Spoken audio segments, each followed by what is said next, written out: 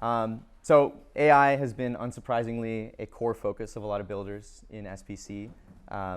And I think it's really special that we have someone here that's been a core part of the generative AI wave long before it was mainstream. So we're really excited to learn about your journey. And yeah, I just want to jump right in. If that's good with you. Yeah, totally. Where do you want to start? I guess the journey first, or? I got it. Don't worry, I was going to make you talk the whole time. So 12 years ago, you did an art installation, and it was a generative typewriter where you would type in and it would generate some visuals. And I think Runway ML is a much larger embodiment of that in many ways 12 years later. Yeah. Can you walk us through how did you go from that initial art installation to finding the conviction for Runway ML? Yeah, that's a good question. I guess that dates back to, I would say, the reason as to why we started building Runway like 6 years ago. I guess the project you're referring to, for context first, was the first art installation I've ever made for a museum.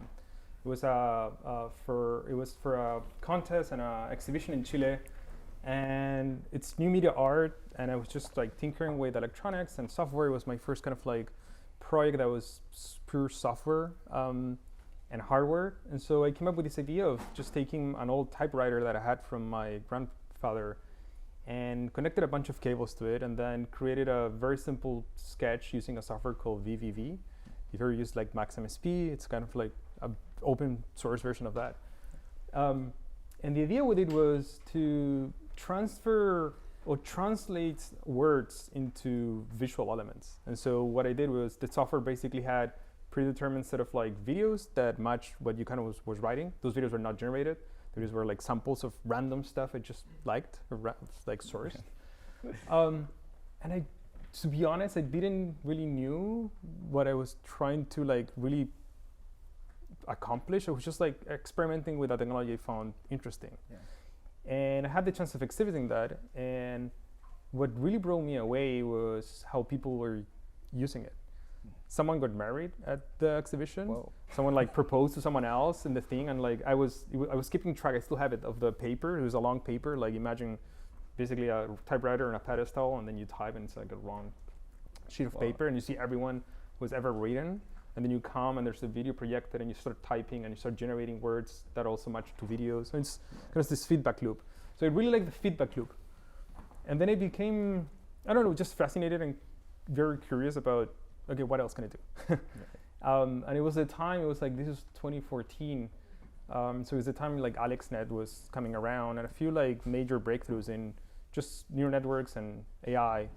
And I remember seeing Deep Dream at the time. And that for me was like, okay, this is something here. I need to spend more time understanding what it is. I have no idea what it is. I just need to spend more time in it. And so that led me to come here, where I studied at NYU at Tisch, and eventually like starting Runway and building on top of those principles. But I think what led us to start Runway wasn't like a very clear path of like, hey, I want to become a founder and I want to like build the next generation of X, Y, or Z. It was more of that curiosity that I had at the beginning of like, this is just interesting. I have no idea exactly what I'm going to do, but if you put a typewriter with text and video, like something happens. Right. Can we do it more? And can we do more? And I think a lot of what we do at Runway today still pretty much feels like that. Yeah. And it's something I try to obsess with the team of like, yeah, it should always be around curiosity and discovery. And eventually you get to something meaningful, but first of all, you need to like explore a lot. Right. Yeah. Right. That's an awesome story. Yeah. Did you give them the receipt of that? No. So the thing is, this was running 24 hours. So it was exhibited in a space called Fundación Telefónica, which is like a big like space in the center of Santiago, and it was running 24 hours for almost 24 hours for like, I don't know, 4 weeks. So I just set up like a camera, and there was a guard that I made friends with, and so he told me, and then I saw the recording and I saw it. Wow. But you can see there's the text they wrote, but yeah, I never met him. Wow. Okay. Maybe he'll see this talk. Yeah. Maybe. Yeah. Cool. And so, moving on from that initial conviction, I think you teamed up with your co-founders to start this company. Was there one sort of eureka moment that pushed you over the edge to found this? To fund Runway? No, I think it's there wasn't like one singular thing. I think we were always looking for signals of what to do. I think we never thought of starting a company in the first place. We always thought of, we like working with each other. The three of us are very much interested in the same stuff. And for us, ITP, which is where we met, was the space where we could just do weird stuff that we liked. But that's hard to sustain. Like the moment you're like out of school, there's like, okay, but like I need to pay my rent, Right. you know? Who's gonna buy it? I mean, I would love to do it all the time, but like I didn't have money, I didn't have contacts. It's just like I had a scholarship, like I didn't have anything really to like.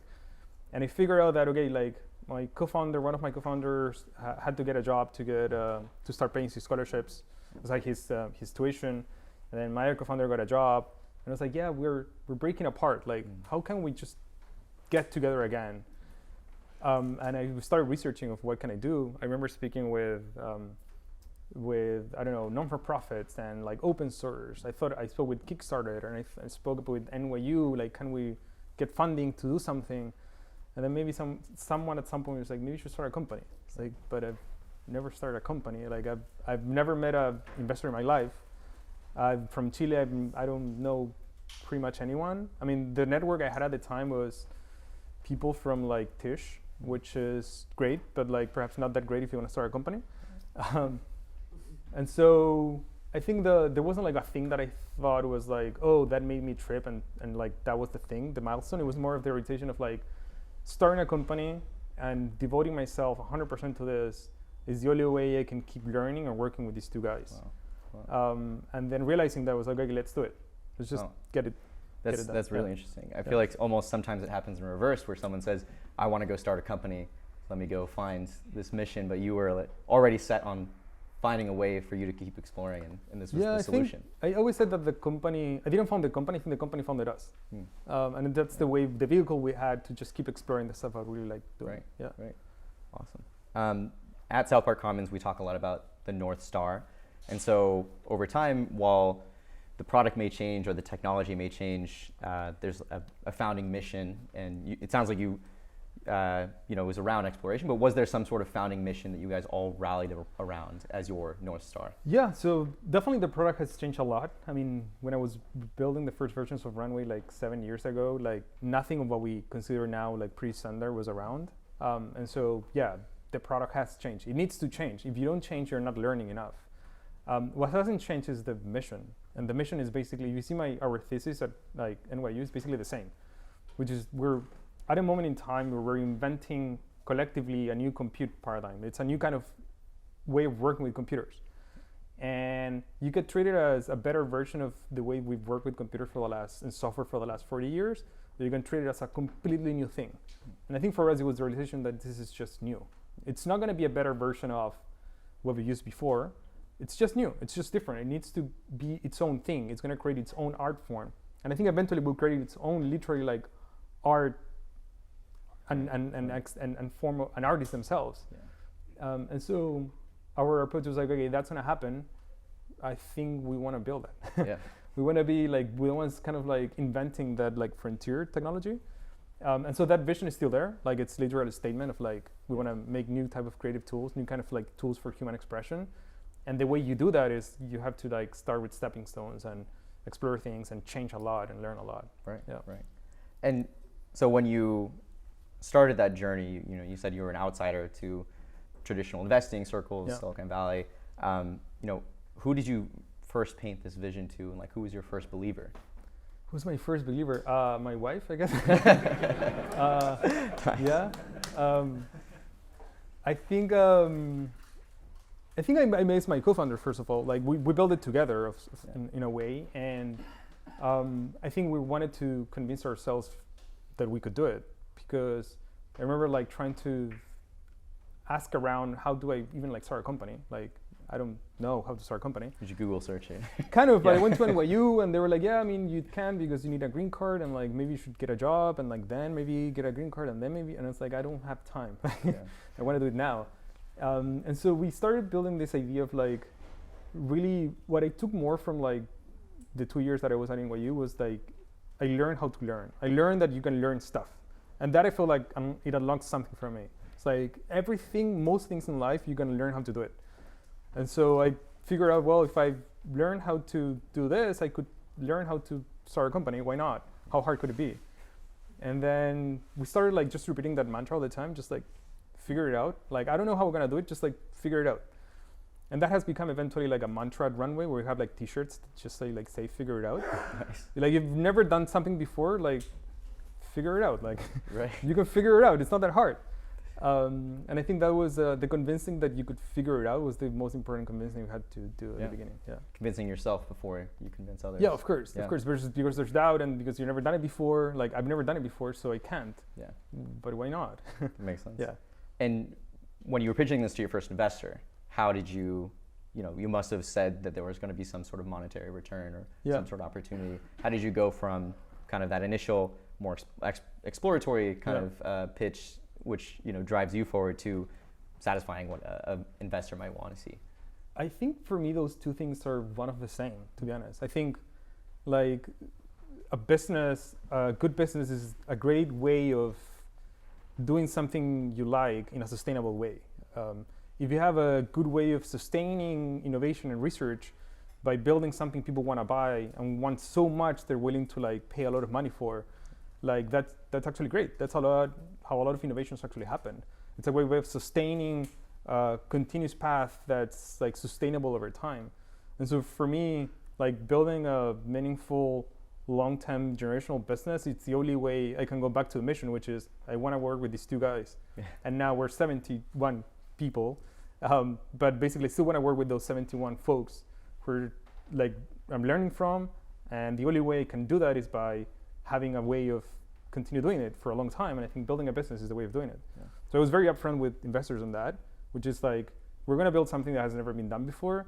We need the best talent, we need the best people, but we're going to do it in the way that we think will help us like be at the frontiers all the time.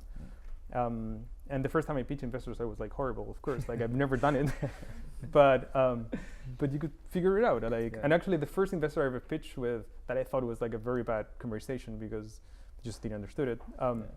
Actually, he's on our board right now, so so something like work works. out. Yeah. How did that pitch evolve over time? Like, did you get better at saying the right thing, or did you just end up saying exactly like that? Yeah, I think it goes back to like learning a lot. So the first thing you try to do when you're doing something you've never done before is you search for it, you read around it, you ask people. But I think like nothing, like I think there's no other comparison will get you more knowledge than like experience itself. So you can read a lot about how to do whatever, but like if you just try for a minute, you're gonna learn way more. Way more. So I'm learning piano like today and these days, and the first thing I did was like I watched videos and read books and everything. And it's like, okay, I'm just gonna buy a piano. That's it. I'm just gonna buy and try to do something. And like I'm not sure what I'm making or what I'm doing, but it doesn't matter.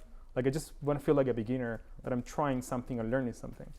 And so with investors and raising money, I guess when starting a company, it's kind of the same. Which my first approach was like I'm gonna read, I'm gonna like think about it, I'm gonna like feel the best plan. But actually, the best way is just you do it once. Like you probably fucked up. That's fine. Do it again, and do it again, and do it again, and then you eventually get used to it. And yeah, that's I think how you learn. Yeah, and as you got better, it probably became less of a challenge to convince investors, but more of a challenge to pick which investor you want to partner with. How did you go about making that decision? I don't know. I think it's there was I remember like an investor that we got a term sheet. That was the first like term sheet we got. That we just like didn't feel right, like we were thinking about doing something and think they thought us something else. And if just like I think you want to work broadly with anyone who works on your company, with people you enjoy working with and with people you just feel like a connection with. And sometimes it's very hard to describe, but like if you don't align yourself in the same way, or you don't think about products or ideas in the same way, then it's going to be hard. It's like getting married with someone. There's a vibe. Like you need to just like connect with each other. And I think a good way of like I've learned over time is if you can be in a room with someone for like 6 hours and no one speaks and you feel comfortable, great. Like you should work with that person. If you feel the constant need of saying something and like and it's kind of awkward and like something needs to be that there's more relationship there, you need to discover to figure out if you can work together. Yeah. So a lot of the investors we work with, or we work at the beginning, were folks that could just sit around for a long time and like just hang out, and you're fine with it. Yeah. You know? Yeah. Yeah. That makes sense. Did your needs change over time for, when you were looking at these investors and you have this vibe? Were there other things that you were like looking for from this investor, or was it more of the case of you knew where you were going, it was just about finding the right partner? I think a lot of investing is pattern matching. So sometimes investors see things in you that you don't see in yourself or in the stuff you're working on. And sometimes investors have their own theses of how they want stuff to work. And so they might project stuff on you. And I think over time it's like a company is built by the people at the company, not the investors. And like you should be the one, like it should be the other way around. Yeah. So I've learned to try to like focus more on that and just like follow your intuition mostly. Yeah, cool. Moving on to kind of more long-term strategy here, or actually more around the strategy in the beginning. You said before that you don't do marketing, and I think that makes a lot of sense. If you build a really great product, other people will tell other people about it, and you don't have to push it onto people.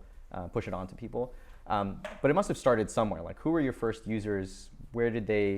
What kind of communities did they exist in? Yeah, our first users were like our friends, the people who were around us. We were coming from a very like artistic or deeply artistic like community, and so in a way, these are the tools I wanted to use, and these are the tools my friends wanted to use, and so we started building tools for them, and trying to find more of them over time, and just figure out where they live, what they do, where they exhibit, what they use, and then work towards like working with them. And then eventually that opens a lot of doors. I think people are always like, I met so many people at the very beginning of Runway who became the first users, but now are like friends, just because they were very open and they were very excited about the ideas of what we were building, but also just like wanted to try something new. I think that was just like tapping into the networks of people you know and you're close with always works. And I think for us it was very relevant because we're building for them. We're building for artists. I think for me it was harder to get into the other communities. Like, I need to get into Silicon Valley, right. which how do you get into that? I have no idea. But users first were like there because we were building for us, I guess. Yeah, that makes sense. And did you ever feel like you had to make a bridge between your early adopters and a more mainstream audience, or did it seem very natural, that diffusion? Yeah, there's definitely a process of like diffusion, I guess, on just every technology. The first people who were using just like generative models or AI for art from like 2015, like Jim Kogan, Mario Klineman, Alan Rittler, who are like artists just like who've been working with this for like years. Like Mario Klineman, I think, has been working on AI for like 15 or more years. Obviously now, most of the thing they were doing that was pretty pioneer was like now you can just like use it in your phone. It's like fun. I remember there's this artist called Memo Atkin who had this beautiful piece that I still like. It's one of my favorite like AR art pieces of all the times. He trained I think it was a GAN at the time on different like environments or like locations. So there was like fire and also the universe. He collected a bunch of data, and then he built this real-time video-to-video translation where you can basically take a piece of like cloth and translate that into like fire. Wow. And it's very beautiful to see. This is like 2015. Yeah. And he's running a real-time like generative network to render video to video, which is what you can do with like Gen 1 now, right? But from your phone. Like he had his own rig and he built his own stuff. And so definitely for the folks that we're building now, and the people and the technology has gotten so accessible that of course those folks are not using it anymore. They're working on the next thing, and they're kind of like doing the next frontier research. And so there's been some diffusion because the technology has gotten much more accessible. I think that defines a lot of the usage of the technology, is how accessible it is. Memo was building his own stuff by hand. He was training his own networks. He was deploying them in his own like hardware, and now you can just use it on your phone. And so that also translates on who can get access to it and who can start experimenting with it. Right. And so it's a natural transition and something we've kind of like embraced in a way. Yeah. Cool. Now zooming out to kind of the current environment, there are a number of like competitors, whether it's text to video startups or existing providers like Adobe that are integrating generative AI into their existing product lines. How do you position Runway ML as a unique option with all these competitors? Yeah, I don't think we've. I don't think I think of Runway, or we think of Runway as a text to video company. We're not a text to image company either. I think we're a company, again, as I was saying before, like a company devoted to like storytelling and like art and like human like expression. And the way you build that is you have to start by laying like foundations or stepping stones. And it happens to be that right now one of those is video generation. And there's different ways of you can control video, and one of them is like text, which has become a very like useful way to experiment with technology and with these new models, because it's very quick. It's like the thing we were speaking before about convenience. It's just fast. You can just type something and generate something. But I think over time, you won't be relying a lot on text, to be honest, specifically for control.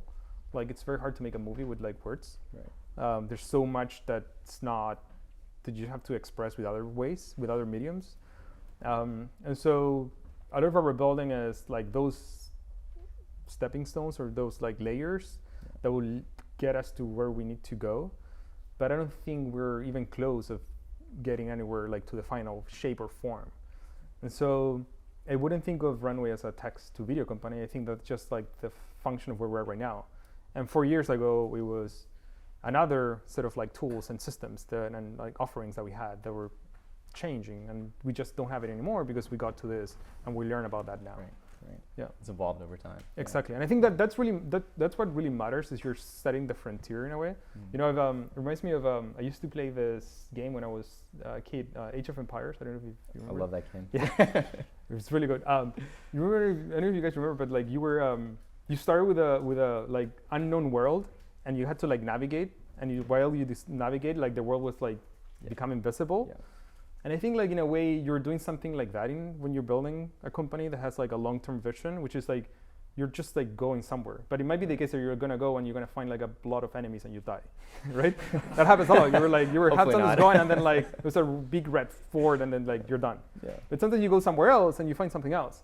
And I think we have over the last 24 months or 12 months, the AI research community has gone into like a really nice like new space, and everyone's like building houses and optimizing for things. But I think if you step back for a minute, it's like, yeah, but we're like 10% of the map have been discovered. Like you need to go and discover like way more. Yeah. And so you don't want to stay in that location that we're in, because I think there's way more interesting things if you move around. Right. But moving around requires courage, because you need to like, you might find an enemy and you will die, right? And so, yeah, I think with Runway kind of like that. We're like setting our own path and going like to find new directions. Yeah. So this tool, as a general creator tool, there are many like classes of creators, whether it's just an amateur, someone that makes indie films, or it's a production studio. Like I saw that the Colbert Show actually used your guys' tools, and so that's really awesome. But who are you building for, and how do you split your time between those kind of levels of expectations between different users? Yeah, I guess that goes back to like the same thing I mentioned before, which is why do we start Runway in the first place? And I think the reason is that we want to make tools that allows people to express themselves, that's art. Art is a way of looking at the world. You have something in your head and you want to like tell a story about the thing that you have in your head, about something you're seeing, and you do that in a way that moves people, and that's a form of art. That's art, basically. And so our users are people who want to do that either for a living, like a filmmaker is someone who does that as for a living. An advertising company is someone who also does that for a living. They take brands, look at the brands, and try to tell stories with the brands, and hopefully those stories will move customers enough to buy the stuff that they have, right? So they make stories for a living. And when you use TikTok or you use a social media, you might also be like using a technology to tell a story, your own personal story. Right. I think a lot of what we're doing and focusing on is that core belief that like stories really like drive a lot of what we do. And the tools that we've had for the last 20, or the software tools we've had for the last 20, 30 years have for a long time relied on old ways of telling stories. Like the tools that we use for editing video are based on how television used to work. But television is not a thing anymore, right? And And then so I think for this new era, for this new set of like billion set of like artists that are gonna like emerge, you're not gonna be using the tools that we use right now. And so we're building for that. Right. We don't have a name for those artists yet, or a way to describe them. Eventually, someone will, because we'll just start working with the tools themselves. But we're working towards making sure that anyone who wants to like say something can rely on it, and can do it without any kind of like technical skills or like, for example, one of the reasons I started working on that project from the typewriter that I was telling you about. I really wanted to study film when I was in Chile. But Chile doesn't really have like really good film schools, I guess, not in the way that we have it here. And I also just never knew anyone who could like help me like buy a camera. I've never had a camera. I never could afford like software to edit film or like video. And I think that's a limitation. Like there's so many great stories maybe I could have told, or people like me who have told, that we just never hear because you don't have the tools. And so there's a saying we have at Runway, which is like the best tools are yet to be made, and the best movies are yet to be like made as well. Yeah. So the best stories perhaps we've never told because we've never heard from those people. Yeah. And so that's the mission, and that's who we were focusing like long term for Runway. Yeah, it's interesting. You almost created a solution for your own problem all these years later. Okay, yeah, I think moving on from that, I think like it'd be interesting to hear about your experience. Moving from consumer towards more enterprise as customers, just because, just as the users of these products have varying requirements, the companies themselves have different levels of like trust you need to gain in order for them to integrate it. And speaking for all the builders here at South Park Commons, it's really tough to sell to companies. They have very strict requirements when it comes to moderation. AI scares them, to be honest. Non-determinism is very scary, and when people's brands are at stake and things like that. So what would your general advice be to us founders trying to sell to these companies, and how have you navigated those kind of conversations? We're trying to figure it out. We figured out some stuff, I guess. One thing that I think has worked a lot for us is a lot of the times when a large company wants to buy Runway and they want to buy 1,000 licenses or 500 licenses or whatever, they want to buy it not because some executive thought it was a good idea. Like in advertising production, sometimes executives are very much abstracted from how things are done at a software layer. And so most of the times where we get a lot of in buying from companies is because you have the people using the software obsessed with it. And they start asking their managers to buy it. Right. And their managers start to ask their other managers, and you go start a chain like that until at some point you got in enough times that people are like, okay, just like shut up, we'll buy the thing, Right. Like, what do you need? And that's like the best selling mechanism to get into a company. I don't think we've ever tried selling Runway by like approaching people and being like, hey, have you heard about AI? Right. Maybe we should. I don't know. We haven't done it. But like everyone who's like CBS, who used it for the Late Night Show, or filmmakers who've used it, have just come to it. And so have just used it, not because we just told them. Like I saw yesterday, Madonna was using Runway for her visuals for her tour. That's awesome. And we're like, yeah, that's awesome, right? Yeah. But like, I didn't reach out to Madonna to like have it here use it. Where are your free tickets, Yeah, I know. We should. And then I think Kanye posted something today that was also made with Runway. Oh man. And I'm like, okay, but like I didn't reach out to any of those people. And I think it's just because the product like works, or like the people want to use it. I think the hardest thing to do in sales is to create something people want so much they just want to buy it. Right. And you don't feel like you're selling anything because you just buy it. Yeah. And the best software I use feels the same. Right. You don't feel you're buying something. It's like you just, of course you wanna, like, because that's the thing you're making all the time. Yeah, that bottom-up strategy is really interesting. Like kind of like similar to Dropbox, right? Where you were everyone's using it, and then the higher-ups suddenly have a realization that, oh wait, we should probably have this internally. Yeah, and also there's a lot of times in like very tight markets, saturated markets, where a lot of decisions are made by looking at competitors. And so when you work with someone and you announce you're working with someone, immediately like everyone who competes with that company wants to like work with you, right? Because they're like, oh, why aren't we doing that? Like, you know, and I think also sets apart companies that are like much more pioneering or interested in like innovation versus companies that just following trends. Yeah, makes sense. So beside the core product, you've also spent some time on more long-term plays. Runway Studios is one really interesting one, and then also general world models. Can you just like give us like the high level? What's the goal with those two long-term strategies? Yeah. So both are ways of less of defining objectives, which I'm not a huge advocate of defining objectives, because I think objectives like actually like prevent you from discovering new things. There are ways of setting constraints. And so we set up constraints with regards to how we want like stories or videos to be made. And I thought like if we're building tools that allow people to make stories, we should be making stories. Like we should use our software. And so Studios is it's basically that. We have a small mini production team inside the company that serves as a way of dogfooding your own product. So if a researcher is working on this new cool like thing, before having and building it for months and having all these assumptions, you can literally just like switch your computer like this and have someone who's been working on video or filmmaking or storytelling for the last 20 years tell you, yeah, no, it's not gonna work. Right? Or like, hey, like that, right? And so I was just coming from the office and that was literally what was happening. It was like a researcher, one of our main like scientists just flipped the computer and someone who was working on video just gave feedback immediately on something that was like a Jupyter notebook, you know? It's like very raw still. And so Studios is a way of having that talent and that kind of like embodiment of the culture of stories in the company. But it's also a way of I think what we need right now in AI is more better stories.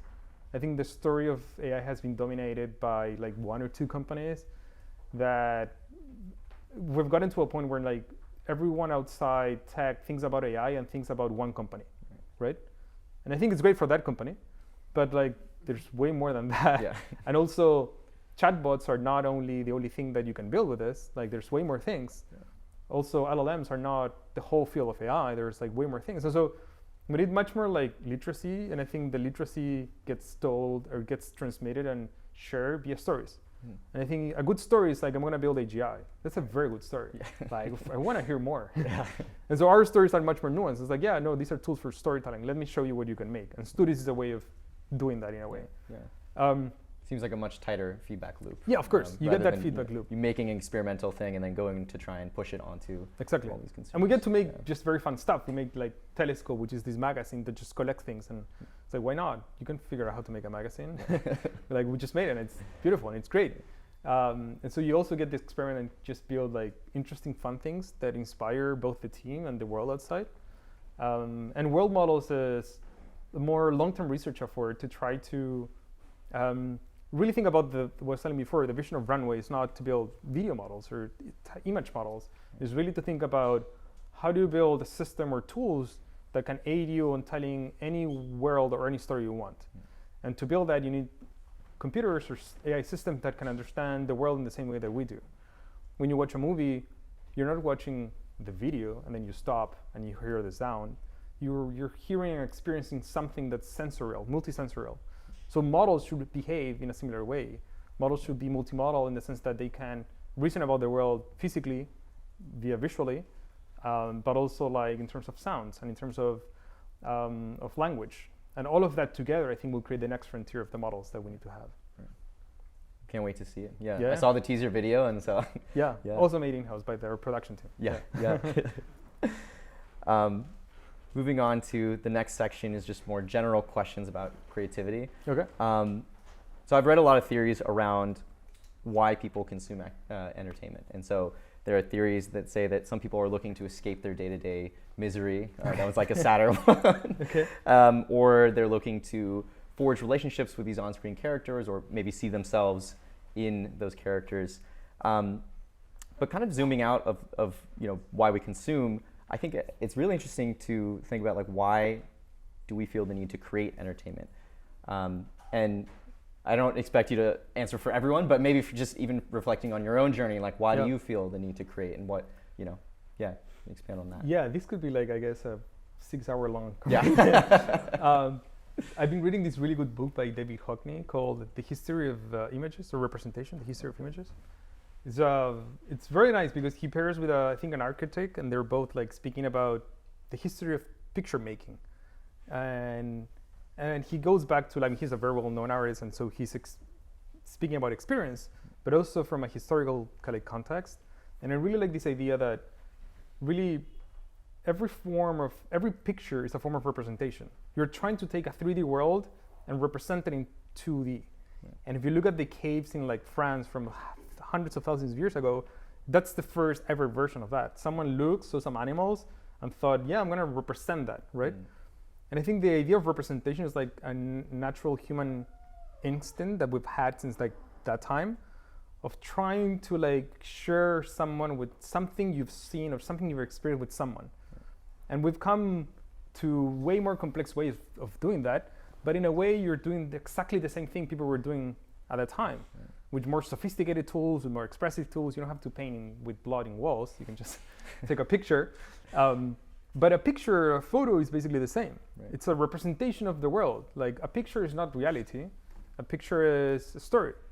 Right. And photography is not reality. We sometimes like confuse the idea of a photography or a photo with facts. And like a photography has always been associated with being able to manipulate reality by editing it in a way. Right. Like the very origins of photography are made with people trying to combine different shots, because it was very hard to like have a camera fixed for too long. So maybe you took photos in different moments of time and then combine them together. So you're kind of like faking it. That was like deep fakes from 150 years ago. Yeah. Really, it's like the history of deep fakes is like the history of photography in a way. Yeah. And then so we're just getting to a point where like this is more, it's better and it's more sophisticated, but the basic human instinct is the same one, right? Which is you're seeing something and you want to share that thing. And hopefully someone either will like it, and that drives you because you like being liked, or maybe you're doing it just because of you. Like a lot of art, and I think a lot of people, for example, write, not because they want to share it, it's because they want to like, it's a good process, you know? Yeah. Yeah. A lot of people make photos and they don't share it, but they're maybe really good photos. They just make it because it's a way of like seeing the world and kind of like recording it in a way. Right. So I think entertainment is, in a way, that. I don't think all entertainment might be that. Yeah. Entertainment is just like commercial, just trying to sell something. But I'm more interested in like that idea of representation, I would say. Yeah. All right, that was a tough question. So that's a good answer. It's interesting you mentioned photography because, you know, when the camera was invented, there was some sort of like pushback from artists, and it eliminated a whole class of like photorealism from painters, right? And so like, do you think we'll see something similar with AI generated art? I don't think photorealism got eliminated with photography. I think on the contrary, photography actually like influenced like portrait painting a lot.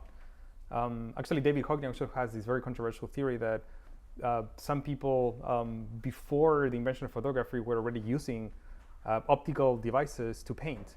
So Vermeer was one of those people who like figure out, he argues, this is not proven. He argued a way for like representing light, so you can like just like kind of like copy what you're seeing be an object. And so I think photography in a way didn't replace painting, it's just change it, right? But it also, photography gave birth to cinema, and cinema is technically like a new form of art. Right. So also the camera and photography gave form to a new form of art. Right. And we have artists that are called filmmakers now.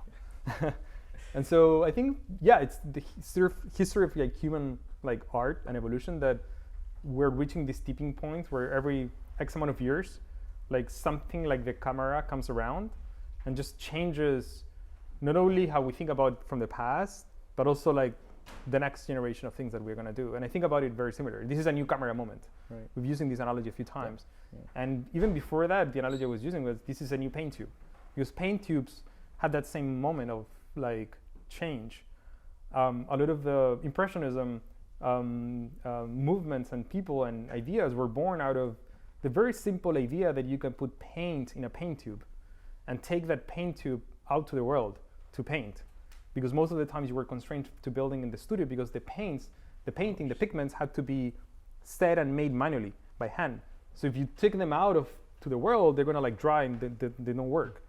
And so an inventor named John Rand came up with this idea of like putting it in a tube of like in a container, and then suddenly like Impressionism was born, and then modern art was like evolved from it. And I think AI is like a paint tube. It's like it's enabling something we're like, the interesting thing is like it's happening now. So Impressionism is about to be born. Like we're about to experience it. Like, so it's gonna be great, but like we don't know exactly what's gonna happen. Yeah. And people are gonna like freak out because they didn't like Impressionism at the time. People thought it was like whatever, until it became a thing on a new canon, I would say. Yeah, that's super interesting. And I go back to you were saying that like the 2D images are a projection of reality, and like it's interesting. It feels like neural networks are really like a parallel to that, where you're mapping a reality onto a latent space. Exactly. Yeah. It's another tool of representation, like representation in AI. It's like you're taking data and you're trying to represent something, you're trying to learn something about it, and then have a system that can generate something based on the patterns and the features of it. Yeah. Awesome. And so at Runway, you're providing a lot of really cool tools like in painting, text to video, frame interpolation. And so when you're passing the paintbrush or the paint tube, whichever one you want to call it, over to your users, what kind of behavior have you been most surprised by, where you just couldn't have imagined that they were going to do what they did? I like when people like break it, you know? Yeah. Like you make something because you think someone is going to use it in one particular way, and then someone comes up with a way that you never thought of before. I think that's kind of like the role of a artist, is to use the most amount of technology they have at their hands to tell something about the world. And I think sometimes the best artists are the ones that take something and use it in ways that it wasn't supposed to be used. And I think cameras, in a way, were like that. Cameras were not meant to be used to really make art. Actually, the Lumieres were the first like people making like videos or short films. It's one of the first films like ever made were by the Lumieres. At some point gave up. They were like, yeah, this thing called film is not going anywhere. We'll go back to photography. And then they stopped like in 1910, and then like you missed the whole boom, right? Because I think they didn't experiment enough. They weren't like trying to figure out how to do something more than just recording live.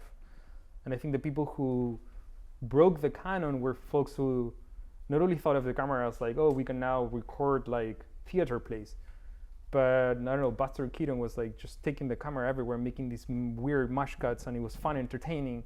And then they were experimenting with it. They're making weird stuff. And I think that eventually led to, oh yeah, you can also like do this and that, and you just branch out like that. And so I like when we build stuff, anything that we build, and then someone just kind of like does something that I wasn't expecting, because that means that you're open like a new path of exploration. Right. I just got told we're running short on time. So I'm going to ask one more question and then turn it over to the audience, but make sure you think of your question and make it good. So I guess last question on my end, still just along the kind of just open-ended, looking towards the future here. So when YouTube was founded, they really could have never predicted what class of creator was coming out, right? Yeah. You had Casey Neistat that was pioneering vlogging. You had Mr. Beast that's done these huge philanthropy stunts. Do you have any sort of like prediction of what you think the Runway ML creator of the future is going to look like? Yeah, I guess I will start with your first statement on that question, which is like it's impossible to predict. Yeah. So I think it's a myth to try to set up objectives and be very determined and try to accomplish those for stuff like that, because you just don't know. Yeah. And I think that's the beauty of making anything, that you're really just setting up yourself to discover new things. And the moment you set up, okay, I wanna be, the next Mr. Beast won't look like Mr. Beast. Right. The next like Casey Neistat won't look like Casey Neistat. And that happens for any art form. And so I would love to say like, hey, I think I'm gonna look like this and that. Right. But I think actually it's like not up to me, but up to like the world or like people who wanna use it to do it and figure out what they're gonna be. And I think that's a much more interesting like take than being very like deterministic, right. Because then you're gonna like silo yourself based on what you know and not of what you can like uncover. Yeah. Got to pass the tools over and see what happens. They will figure it out. Awesome. All right. Well, I want to open it up to questions. All right. We had one right here. Yeah. Hi. Thank you for coming. Yeah, I wanted to dig a little bit more into just about the users. Okay. So when you think about like who you're building for, like someone who's like an artist versus like a filmmaker versus like an AI enthusiast, they are looking for very different things from the model. And so how do you think about like, is there one profile that you're kind of like going after? And if not, then like how do you think about like how do I build the best tooling? Yeah, I think building products is a lot about saying no. There's a lot of people who are gonna come with like very specific ideas and stuff, and I think what I've learned over time of like focusing on like what really matters to you and what you want to solve or what you're interested in. And I think for us, it's a little bit of that. There's a lot of like AI people who are enthusiastic about the field, but I think in general we're not building towards that. We're building towards people who eventually want to use these tools without mentioning them. That's great. Like when you make great stuff, you don't mention you use a camera or a paintbrush. You just said, look at what I make. So a lot of our users are, in a way, at some point going to be using Runway, and it's going to be very natural for them. And so that's the segment of folks we're really focusing on. And when I interview someone who's a power user, I think the first thing I ask them is like, why do you start using it? And if the reason is like because AI, I'm like, yeah, it's not. it needs to be like a core reason as to why. I think that's where we obsess over time. Yeah. Awesome. More questions? Yeah. I'm curious how you think about distribution. It sounded like you don't do any marketing or something of that sort. Some companies like Airbnb say, you need marketing from every step of the product development pipeline. How do you get to your scale without doing any marketing? Well, I think first of all, like marketing is a word that like could mean anything, to be honest. I think everything you do is marketing in a way. Like, we don't do traditional marketing. We've never paid for an ad, or we've never made ads, or we've never done like just a more traditional way. But I think different companies might have different like strategies at different times. When you're in very segmented markets and there's a lot of competition, you just have to have a minimum spend on ads. That's like basically like, if not, the competition will just eat you. But when you're like at different tiers of something new, then my intuition is just focus on building the new thing, and don't focus on like nothing more that doesn't serve that purpose. Because if that works, then like you can grow from there. I think that's what we've been doing, and our marketing is our users in a way. Like we promote and we share the things they make, and they then share the things they make with their companies, and et cetera, et cetera. But I think it depends for every company depending on what you're trying to do. I don't think there's nothing wrong with marketing per se. Yeah. Awesome. I think we are running out of time. Is there time for one more question, or? I will go to ask. Okay. Which artists and brands inspire you the most? Which artists and brands? I've gotten to a point where I don't like having favorites. So like every week I just change. There's Who's this week?